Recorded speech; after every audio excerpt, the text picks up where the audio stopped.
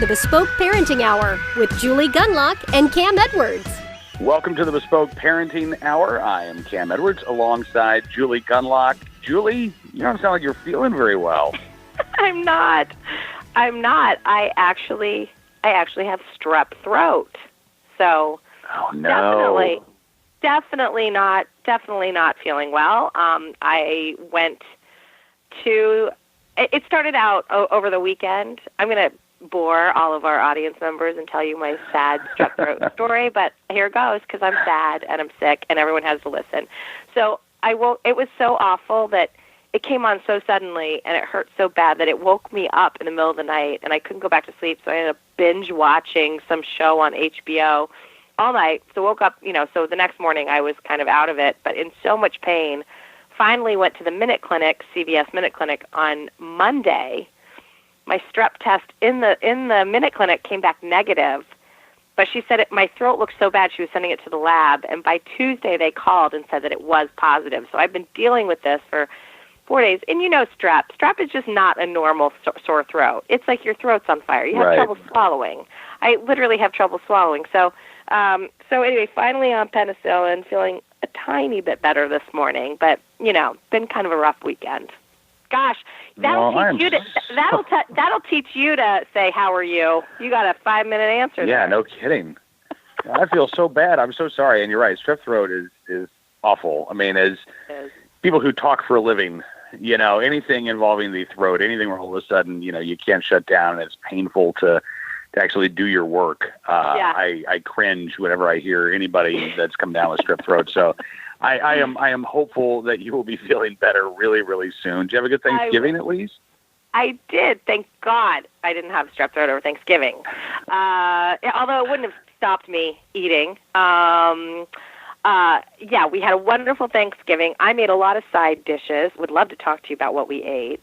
And my mom made the turkey and the stuffing and the gravy, and I made the mashed potatoes and some of the side dishes. So, and you had a good one as well?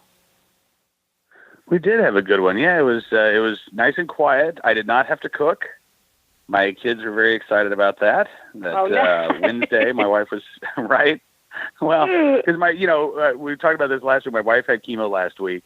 And it's about a week of just, you're in bed. Every time you get up, you just feel like you're going to throw up. That's been her experience. And so Tuesday night, I come home from work and she's like, take me to the store. And I was like, are you sure? Yes, let's go. And so we go and she just looks miserable. And I'm thinking, I'm going to be cooking Thanksgiving dinner. I didn't know it. Wednesday, she woke up and she said, I feel good. I feel okay. And so it was a Thanksgiving miracle that Dad did not have to cook the turkey. And yes, so her parents came down and our oldest son came back home. So we had a fairly full house. We'll have all of the kids back home for Christmas this year. And my oldest daughter is bringing her boyfriend for the first time. Oh, wow. So, yes. Well, time to get to clean that shotgun on the front porch there, Cam. That's right. We'll have to talk about that in the weeks ahead because I'm going to have a little conversation with my oldest daughter's boyfriend. It's time for that conversation. So, what are your intentions? You've been dating my daughter for a while. You. And, what's going to happen here? I like that. I like that. Nice.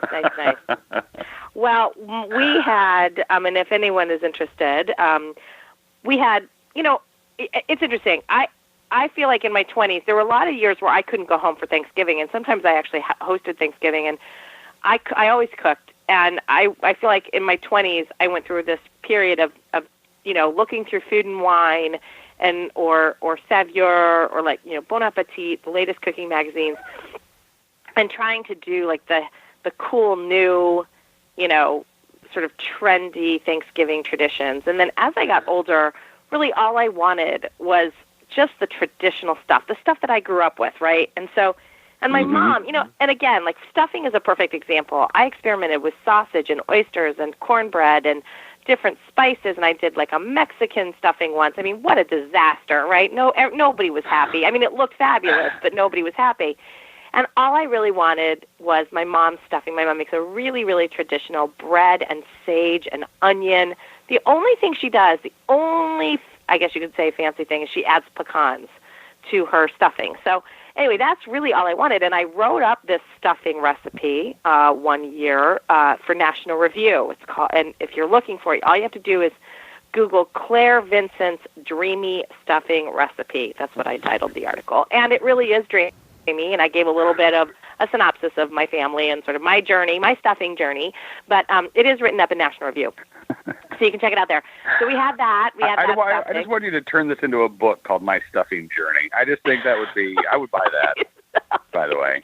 It sounds like a reverse I would weight see loss that on the program. show and be like, oh, a stuffing journey. I'm no, it going sounds to read like about this. It sounds like a weight gain, how to weight gain book. Like, not like a weight loss book, but like how to get fat, which I would do really good at telling people how to get fat. But no, that is not, that I am not going to write that book. But anyway, so we had that traditional stuffing. And what I want to say was, it was interesting. In Bon Appetit, I think it was Bon Appetit, it might have been Food and Wine, Anthony Bourdain has a huge, I think he might be on the cover, and then there's a huge spread, and it's basically what Anthony Bourdain eats for Thanksgiving. And you know, of course, that's kind of interesting, right? This is a guy who travels the world. I mean, he's everywhere. He's in remote, villages in Nepal and Antarctica and Africa. I mean, the guy's everywhere, right? If you don't watch his show, you should. And so, it's kind of interesting to consider, gosh, what's his Thanksgiving like? It must be super fancy or be very interesting and eclectic. Nope. It's totally traditional, just like mine. It's a traditional turkey. It's his stuffing is very similar to my mom's. Mashed potatoes, roasted carrots, some green beans. It was very traditional. So it's kind of interesting. I think sometimes, when you enjoy sort of really exploring food, or maybe you do that for a living, when it comes to the holidays, you just kind of want the traditional things. And that's at least been my experience. Absolutely. Yeah. I think you're right. And I do think that people go through that phase where they experiment and they well, let's try these new things. I remember when we moved to Northern Virginia from Oklahoma, we really embraced living in Virginia and all of the history. And so I think the year after we moved there, we decided, let's have some historically accurate Virginia dishes. So we made peanut soup. Yeah. 1 year we made peanut soup because I discovered that as much as I like peanut butter and as Reese's peanut butter cups are the perfect food as far as I'm concerned, peanut butter soup tastes like liquid peanuts. And I'm like, how did George Washington get into this? So everybody has that, right? The Mexican stuffing, the peanut butter soup. And then you revert. You're like, all right, well, there's a reason why we had this on our Thanksgiving table every year, because it's good and everybody likes it, right? Yep. Honestly, I think it's just you only.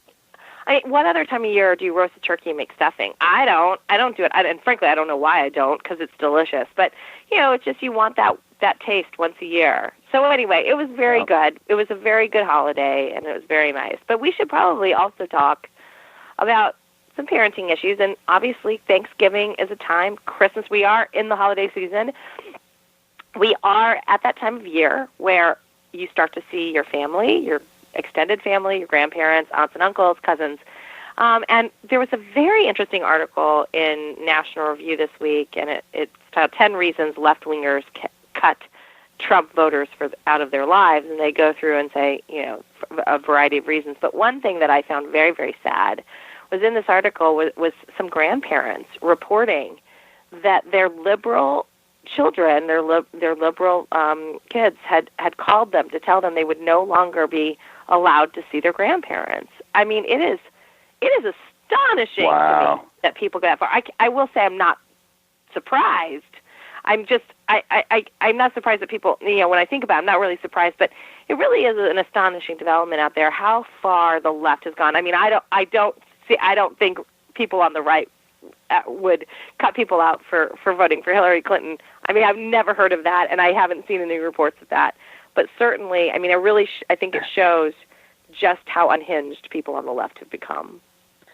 Here's the thing: if Hillary Clinton won, you may have actually seen that on the right. You may have, because you're right. I guess you're right. You're right.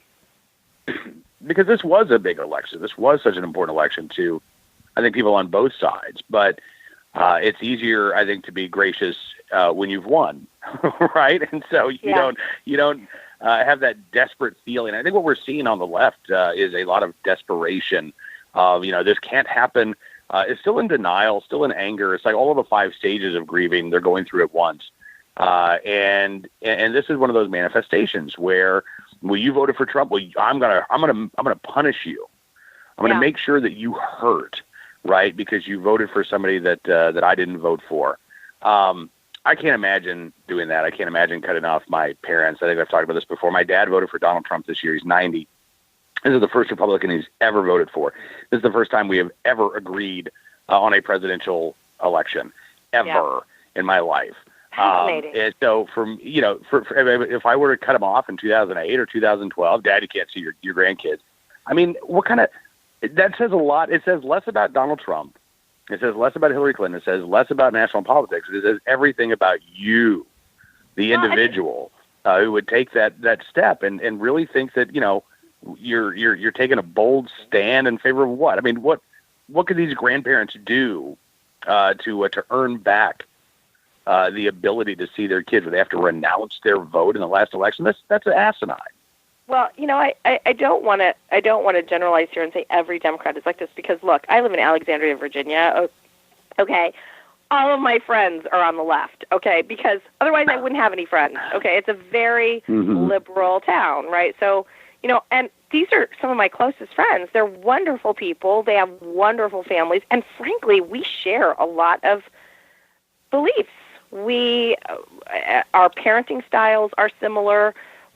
These are the women that I'm friends with. They have a lot of common sense, and they're not extreme at all. They're really reasonable about issues, but they're definitely on the left. So I'm not saying like everybody who's appalled by this election is going to take the step, but I will say there are some extremists, and I actually do know a few, and these are folks who, and they're really not in my immediate neighborhood. These are people I know either sort of acquaintances through work, or I've come across them in my business dealings, and I do find that everything is political with them, right? And you sort of walk on eggshells with them. You're afraid you'll accidentally say something non-PC, or you'll laugh at something that you shouldn't laugh. You're always worried around these people, and so these are the types, I think, these people who are just dramatic about everything. And I wrote that piece a couple weeks ago about how everyone needs to calm down in front of their kids with regards to the election. You're allowed. Go ahead. Go in your room, shut the door, and beat your chest and wail and curl up in the fetal position. I don't care. Do that, but don't do it in front of your kids. And what I was saying was, and I actually wrote about this, was I was seeing people saying they were weeping in front of their children and upset, and then, saying things in front of their children. So again, I think this is kind of a case of forgetting to be a parent, that you need to set these things aside, because grandparents are really important to kids. I mean, it's not just, that grandkids are important to grandparents, and you can punish your parents by doing this to them. The relationship goes both ways. I mean, my kids get so much from being around their grandparents. So I think we're talking about this article certainly is talking about a very small subset of people, and you're right. You might have seen that had Hillary won. It wasn't fair of me to say, the left has gone off its rocker, but because we probably would have seen this on the right. But again, people really are forgetting what it means to be a parent. They've got to be a parent and act like an adult and be able to set aside politics, for God's sakes, when it comes to visiting relatives. It's just insane. You shouldn't break up your family because of a presidential election. No, you shouldn't. And you know this, and I know this, but clearly there are some people out there who don't get it. And I wonder if it's because their peer group encourages this. Yeah. Like you talk about your friends who are liberal, who live in Alexandria, but they're kind of the common. I mean, they're lefties, but they still have some common sense. Yeah. They're not, they haven't consumed all the Kool-Aid. If you're surrounded by people who have consumed a lot of Kool-Aid, and they're, why would your parents voted for Donald Trump? Well, you're not going to let them around your kids. I mean, I wonder how much of this is just, virtue signaling within that peer group. This is, look, see, I am really upset about this. And look the steps that I'm taking to punish those Donald Trump voters that I know. I think you're right. It is asinine. I think ultimately it is worse than counterproductive. I mean, you want to talk about sending your kids to therapy and having them. Oh, yeah. Let me explain why I hate mom and dad. Well, it all starts when I was 5 and Donald Trump got elected president. You know, I think that is. I think you're absolutely right. It's a really bad way to parent, but unfortunately, you know, it's really, really hard to reach folks right now. And we have, I think, I don't want to say an epidemic of bad parenting in our country, but, you know, you look at one of the other stories that you had sent along this week out of New Orleans, where they've got these restorative justice circles that have been established in the New Orleans public schools to help kids get to the root of their conflicts. And again, you're wondering, like, okay, well, why is this necessary? Like, where's the parenting to help kids to deal with conflict resolution? Why aren't we seeing this come from the grown-ups who these kids live with, as opposed to the adults that these kids may spend, you know, 2 or 3 hours a week with at school? Yeah, you know, it's really strange. I'm going to read like a little paragraph from the article where it says, the Center for Restorative Approaches in New Orleans, which is this nonprofit that goes into schools to help them, it says that it has implemented 589 restorative justice circles in which students and staff talk through the root causes of conflict in the classroom. The center claims that since January 2015, the circles have saved the city students 1,800 instructional hours that otherwise would have been lost to suspension. So, okay, so let's take this apart a little bit. I mean, okay, no one's saying that's not good news. Hooray! Right? They're looking at the root causes of conflict in the classroom, right? I mean, but what no one talks about is that 1,800 hours that they've now gotten back that would have been part of a suspension program, okay? So these kids would have been out of school because they had been suspended. What no one's talking about is what in the heck is going on that kids are accruing 1,800 hours of suspension hours. I mean, where are the families a part of this? I mean, these restorative justice circles, is it just the school and the kids? Are parents integrated into that? When I read the article, I didn't see that. And, you know, it just goes to, I wrote a piece a couple of years ago about what I consider how schools are becoming, they're no longer a place for education. They're becoming social welfare centers. And I go through, you know, the different things that schools are now providing, like babysitting services, right? So you can drop your kids off as early as 6 a.m. And they give them breakfast. Buses come at 6 a.m. and 6:30 in some places, and the kids go directly to the cafeteria. This happens at my school, where they sit there and they might read or they might do their homework, and they're given breakfast, okay? And then after-school there's after-school programs, but there's also basically aftercare, where kids are picked up as late as 6:30 p.m., okay? You've got, of course, the school meal programs, which I've talked about exhaustively, and we all know that school meal programs are now breakfast, lunch, and dinner. There's gardening programs, okay?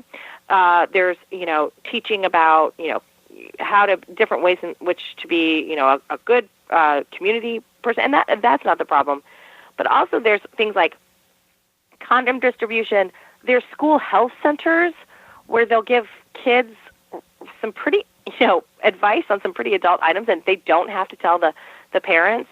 So, you know, and now we're talking about, you know, this $75 billion preschool and Head Start child care initiative. I mean, it's just becoming now where parents are so little a part of their children's lives. If you choose that, you really can hand your kids over at 6 a.m., pick them up at 6:30 p.m., and they go to sleep shortly after that. Well, hopefully. And so I think this is another part of it where, you know, a kid acts up at school to the point that he's getting suspended, and instead of integrating the parents into it, and I'm not naive here. I know that some parents might not want to be integrated into it. But again, schools are being forced to create these programs because of lax parenting or parents that just aren't interested in being involved. Yes, I think you're right, but I'm a little cautious because I also think that there are other issues going on in the schools where the schools, and I think many folks in education want the school to have more of a say than the parents do. I remember this was probably a year or so ago. I think it was Buffalo School District. They were looking at some of the worst performing schools, and the idea was that the kids would then live at the school. Like they would be boarding students at public school because these were the lowest performing, and the idea was, well, their home life was horrible. So the best thing to do is to just take them out of the home, make them wards of the state, and we'll have public boarding school. There were a lot of educators who were really excited about that idea. I think it's a horrible idea. You talk about the 12-hour days at school. Imagine if the kids were living there and got to go home on the weekends, all because the school had decided that this was the best thing for their kids. And I also think too, we've got I think generally speaking, we have a problem where boys in particular, young boys in particular, may get disciplined for being boys and for being rambunctious, right? Yeah. And so I wonder too about those, 1,800 lost hours.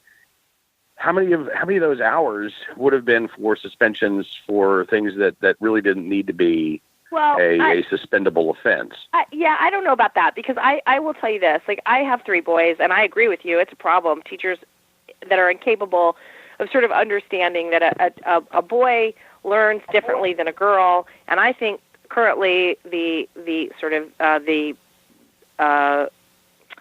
curriculum for elementary age children and beyond, and even middle school and high school, is designed for girls. It is dutiful girls who sit there quietly and do their work, not rambunctious boys who need to run around and need more recess and need more movement and have a really hard time sitting still. So yes, that's a problem. But I think when we're getting to the point of suspensions, we're talking about violence towards teachers, really bad language and spouting off at teachers and screaming at teachers and scaring teachers. And there's a lot of evidence of this, of parents just failing to teach their children the basics.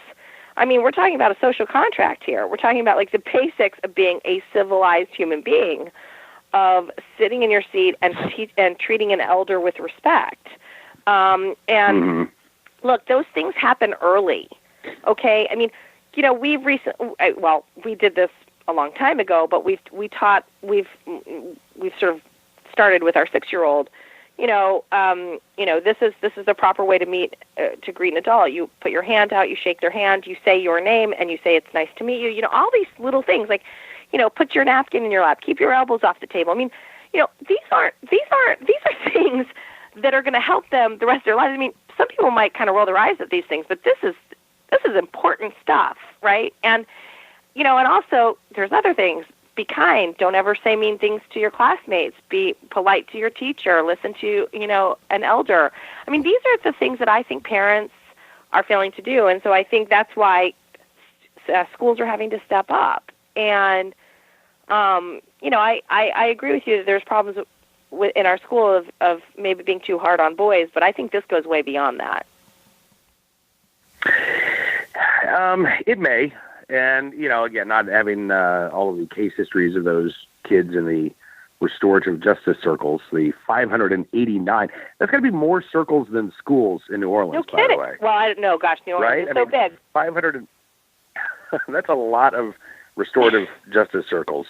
Are there drums involved in I know. I mean, it just sounds like a drum circle. It just sounds so kumbaya. But again, it's like burying the lead. The thing that bothers me about these restorative justice circles is when the schools have to make this up, it is because of a breakdown in the family, a breakdown in basics of raising children. This is the thing that bothers me. Look, I don't think a lot of parents are doing what I think a couple decades ago was normal, teaching your kids table manners, teaching your kids please and thank you. These are important concepts, and they carry a child. We had this problem recently of my kids. When I would say, Jack, I'd yell out his name, and he'd go, what? right? I couldn't believe it. He's 9 years old, and he started that sort of deadpan, teenage, what? My husband just lost it. He was so angry. And then we started to see it with my 7-year-old, and then my 8-year-old, and then we started to see it with my 6-year-old, the same kind of, this angry, like, what does she want? So let's just say my husband corrected that, and now they say, yes, Mom, and they have to say it cheerfully. That is my husband's rule. They don't just say, yes, Mom. They have to say, yes, Mom, in like a super enthusiastic. It's the most hilarious thing. Let's just say my husband made it very, very clear that they wouldn't live long if they continued to talk to me that way. Now, that's something that has now become a habit. I haven't heard a deadpan yes in probably 4 months. They have just stopped doing it. And again, I think that we explain to them that that's just not polite to treat somebody that way. So again, I mean, I'm not a perfect parent, but I just think that these types of things aren't happening as much anymore. People wonder why their teenagers treat them like crap. Well, it's because you let them, Then they teach their teacher like crap. Then they teach their principal like crap, and their priest, and every other authority, and then the cashier and the waitress, and then they just turn into jerky teenagers. I mean, this is the trajectory. This is what happens. If you teach them to treat you with respect and what respect is, it'll carry through, and they won't have to be a part of a restorative justice circle. Anyway, that's just my point. Is I think that the very fact that these things exist shows a breakdown in the family structure, a breakdown in basic parenting rules. I don't think people are carrying that out anymore, and it's very sad. So, as a conservative, though, what's your favorite solution? Because I can't imagine that your immediate response is, let's get the state involved.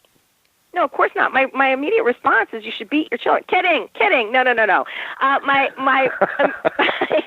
No, my immediate response is you should do, frankly, what my husband did, which is lay down the law with your kids and explain to them the appropriate way. Yeah, but if you've got parents who aren't going to do that, if you've got parents who know that they should, but it's hard, and the kids get sad, and they don't want to see their kids get sad, or maybe you just got parents who are lazy and they just really don't give a crap. What do you do? I mean, I run into this with my kids because, so my kids ride the bus, and my daughter is constantly telling me about these little jerks on the bus. And there's really nothing the bus driver can do, right? I mean, the bus driver is driving down the road, and it's like Lord of the Flies in the back of the bus. And, I teach my kids to have respect not only for grown-ups, but for people their own age as well. And I encourage them to be polite, and they're good kids, but not every kid out there is a good kid. And, I need to start having these conversations with like every parent, of a kid on the bus or half the kids on the bus? Well, look, I'll tell you this. I guarantee you there is no effort to call the parents of those children and explain to them what is happening. I bet no school administrator, I bet nobody at the school level has called those parents and said, you're raising a jerk. And when they do call them, I bet it's super nice and politically correct, okay? What would be really nice is a little bit of some tough sort of language and some reality for these parents, which is not just, hey, well, first of all, I don't even think there's any contact. I mean, I wrote about this in a piece, our own experience with a bully, and at no point did my school district, my kid was brutalized by this little jerk in his class, and at no point did that school call his parents. And I was begging them to do that because I didn't want to. To be honest with you, the dad was a little nuts, and so I knew like the kid was nuts because the parents were nuts, and I didn't want to deal with his dad because I mean he frankly frightened me a little bit. But I asked the school to deal with this, to call that father or that mother who was equally crazy, and tell them and talk to them about this is a problem. Your child is going to face some punishment or going to face some issues here, and they never did. So, I think there's a real problem with my whole point is schools don't integrate parents into this stuff anymore. It's just schools deal with it. And so, then the kids go home, they see their parents acting badly, or they see their parents, or their parents don't in any way inform them of the proper way to act. So then they come back to school, and they've got different rules. The rules at school and the rules at home should be the same. Treat people with kindness, be respectful, respect your elders, respect the authorities at school. This is the kind of thing that this is, and so if you have a mixed message there, kids are going to get screwed up. So the school, their first stop should be to talking to parents, saying there is a problem. Your kid has a problem. He's bullying other kids, or he's acting out on the bus, or he's being disrespectful to the teacher. I don't believe, I think that there's this idea that parents out there, there was that viral video a couple years ago of that woman who saw her kid, gosh, I don't remember. He was at a Black Lives Matter protest, or he was protesting something. Oh, this is in Baltimore. This is right after, it was when the protests that turned into riots. Right, and so the mom, and it was like, that's on video, and she's like beating him in the street, which I was like, God bless. I mean, first of all, she was tiny, and her son was bigger, and she wasn't really hurting him. Of course, she got all this abuse online for hitting her kid, which she totally deserved. And so, so this goes viral.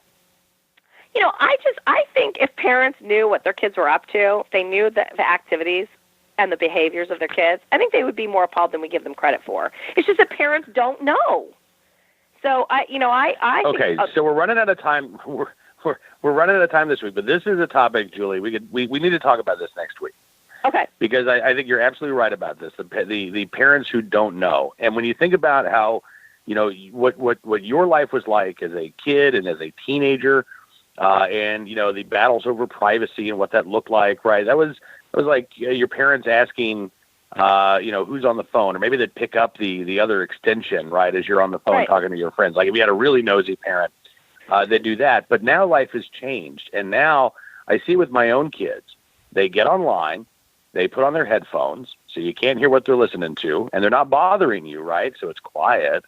And then they get lost in their own little world, and they're doing their own little thing. And then you add in social media, and I think parents, and I'm bad about this, but I think parents need to be a little snoopier when it comes to what their kids are doing. And I struggle with this myself because I want my kids to have that expectation of privacy. I don't want to be a busybody. I don't want to be a know-it-all, but at the same time, oh, please. There's a lot of stuff that when my kids are online, I think this goes for a lot of parents, we sort of assume that our kids are just behaving and they're everything's hunky dory and we don't have to pay much attention to them. And I think that that's absolutely wrong. I agree, and I don't want to go over, but honestly, okay, first of all, when did kids start thinking they had the right to privacy? Like, is it in like the penumbras of parenting? I mean, give me a break. Okay, my kids are going to have Oh, zero. come on. You never told your parents, like, Mom, that's my stuff. You never said that as a kid? Yeah, of course I did. And of course, and my mother was like, that's my stuff. I bought it for you. You have no rights. And honestly, my mom was also like, even if I bought it with my allowance, it's still hers. I had zero rights. Zero. They told me that all the time. And you know what? I couldn't stand them, and they were right. Because honestly, yes, I could have gotten in trouble. I'm not saying the kids are right to think that they have that expectation of privacy, but I think that it's inevitable that the kids, as they get older, think that, their stuff is their stuff and their room is their room, and they don't quite get the concept of... They have every right to be wrong. They have every right to have these little fantasies that they have privacy, whatever. Like, that's fine. But I'm going to make it clear to them that they don't. And I'm going to have all their passwords. I'm going to own their phones. Look, they're smarter than me, though. Look, I can't even figure out my printer. Okay, so, look, they might be able to, create some, like, this is part of the problem. Yeah, false thing. Fine, I get that. Okay, they might get around their slightly technically idiotic mother, but I'm going to make it very, this is also part of it. I went through a phase in my teenage years where I smoked, okay? And I would come in the house and I smelled like a bar, okay? Well, not anymore, but I used to smell. Right? I like reeked of it, okay? My mom acted like she didn't know, and I acted like I fooled her, okay? Now, so my mom did give me a little bit of, she sort of gritted her teeth and dealt with it. But, so there was a little bit of that, this sort of idea that I got away with things, and my mom, of course, knew what was going on, and so she gave me a little bit of freedom here and there. But I think in general, my mom was like, you're not going to do these, and she also made it very, very clear that she ever found some things out, like if I ever did something that she thought was spectacularly bad, I mean, my life would be over. It would be really, really bad. So, and I loved my mom. My mom was very good to me. I didn't want to disappoint her, and I think that's also critical, and we should talk about that too, about how much I love them and how I really, I try to instill in them that I am impressed with them and I have expectations, and that really matters to kids. I think people underestimate how much that matters, but, I could go on, and I know we're running up against our limit here, so we will talk and your throat's going to explode at some point if you keep talking. So you don't want that to happen. No. Okay. All right. Well, listen, I hope that you feel better. And next week, I do think you're onto something about that, because I remember my own experience. I was the youngest of all the kids, and older siblings. It made life a chore for my parents. Not all of them, but a couple of them. And as I was growing up, that was something that I definitely kept in mind. I don't want to be a burden. I don't want to be the kid that my parents are worried about, because they've had that. They've been through that. Now, it didn't mean that I was a perfect kid. A lot of times you tell yourself oh, they're not gonna worry about me, and then you go off and you do something stupid. But I didn't do anything extraordinarily. Well, maybe one or two things extraordinarily stupid, but I tried to keep it to a minimum. Because I did keep in the back of my mind, what would my parents think about this? And I think that was something that was instilled not necessarily through, the direct messaging of think about me when you're doing these things, but it was just, what some of the things that you learn as you're growing up, and you see what other people are doing, whether it's your peers or your siblings. And I think that does have an impact too. All right, but we'll talk about that next week. Hopefully your throat will be feeling better. I recommend lots of vodka. White wine, chilled. You just want to keep that throat numb. So I gotta make sure that penicillin works. So I don't know if that's good, but I'll at least do a couple days with penicillin before. Alcohol is antiseptic, so you're going to kill all of those germs. What is this? Gosh, what are you, a homesteader? This is like the 1830s. Good grief! That's right. I'll give you some laudanum. We'll That'll fix you right up. All right. Well, listen. Next week we will continue on this topic. I love this topic I think it's really important that it be a combination of I'm going to kill you if you do something bad, and I love you, and I have expectations for you, and I am proud of you. And kids want to make their kids proud. Ultimately, all kids want their parents to be proud of them. So let's pick this up next week, okay? All right, that sounds good. In the meantime, thanks so much for joining us here on the Bespoke Parenting Hour. For Julie Gunlock of the Independent Women's Forum, I'm Cam Edwards from NRA News, and we'll talk to you again soon.